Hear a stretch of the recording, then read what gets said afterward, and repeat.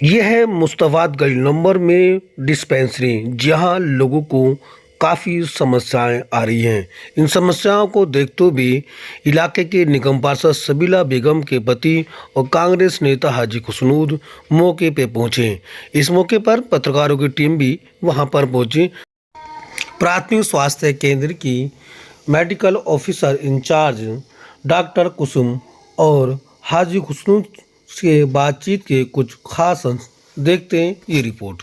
यह डिस्पेंसरी में आया, कुछ समस्याएं आ रही हैं। किस तरह की समस्याएं इस डिस्पेंसरी में?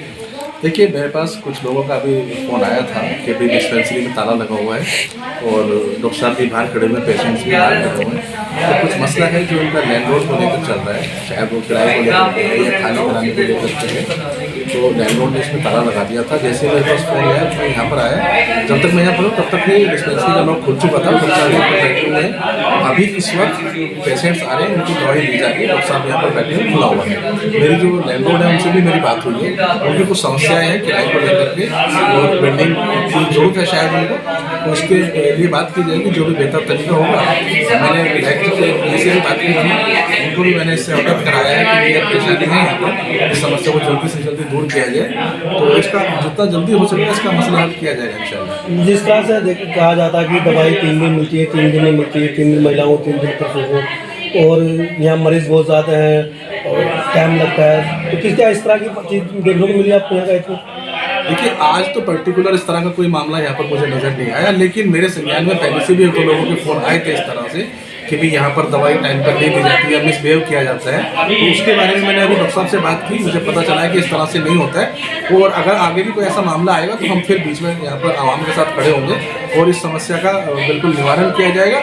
लेकिन किसी भी तरह से हमारे किसी भी पेशेंट के साथ बदसलूकी बर्दाश्त नहीं की जाएगी, भले चाहे वो कोई स्टाफ का आदमी हो, पर्ची बनाने वाला हो, दवाई देने वाला हो।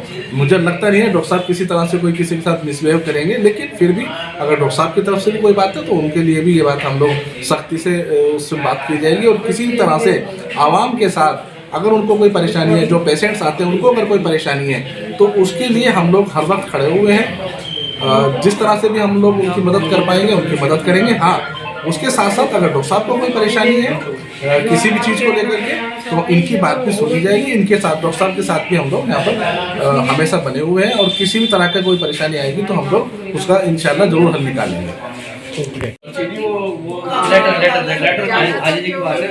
से बात हुई है वो समस्या इसी तरह की है कि एक तो हमारे यहाँ जो मैंने बताया कुछ टेस्टिंग हो रही है अभी आउटसोर्स, उसके लिए कई लोग यहाँ पर हमको प्रेशराइज भी करते हैं कि भाई हमारी टेस्टिंग करवाओ, कहीं से भी लिखा होता है।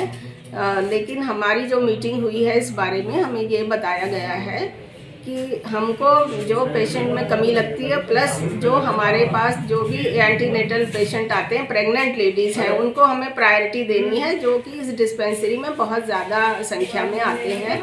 उनको हमें जल्दी से जल्दी सभी को इन्वेस्टिगेशन कराना है और टाइमली कराना है, क्योंकि अगर पेशेंट एनीमिक है और हमें पता ही 5-6 महीने बाद लग रहा तो फिर हमारे ट्रीटमेंट का भी कोई फ़ायदा नहीं है। तो शुरुआत में जब भी वो रजिस्टर होता है हमें उसकी हीमोग्लोबिन ग्रुपिंग, हमें वो प्रायोरिटी उनको प्राथमिकता देनी है।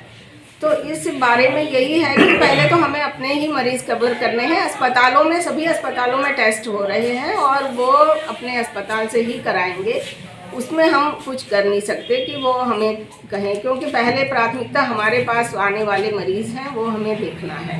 एक तो ये बात है। दूसरा क्या है कि जैसे कई लोग हमारे को प्रोग्राम, हेल्थ प्रोग्राम में भी शामिल होना पड़ता है, हमारे को रैलीज़ कुछ भी हेल्थ प्रोग्राम है उसमें भी हमारा हेल्थ टॉक्स होती है, सबको समझाना होता है। तो उसी बीच में कई बार मरीज़ थोड़ा पैनिक कर देते हैं, क्योंकि वो भी हमारी ड्यूटी का हिस्सा है, वो भी हमको करना होता है। और किसी भी मरीज़ के साथ यहाँ पर मिसबिहेव मेरी नज़र में तो होता नहीं, मेरा तो स्टाफ भी बहुत अच्छा है और ऐसी कोई बात मेरे संज्ञान में नहीं है।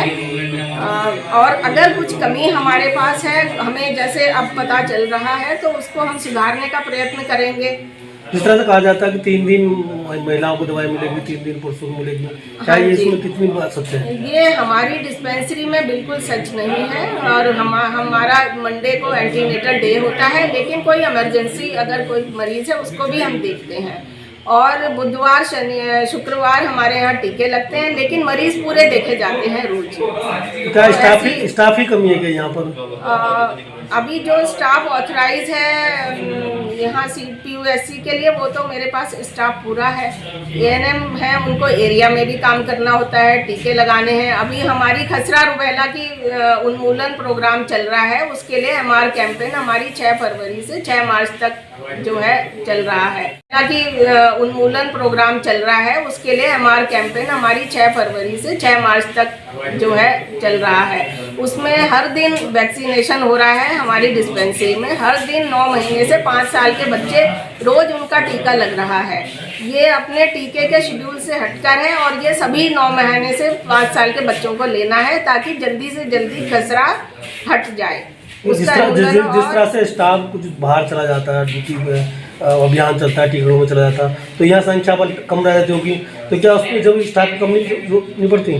देखो, जो ऑथराइज स्टाफ है वो तो हमारे पास है ही ना, वो तो हमारे पास, हमें उतने स्टाफ को लेकर ही चलना है।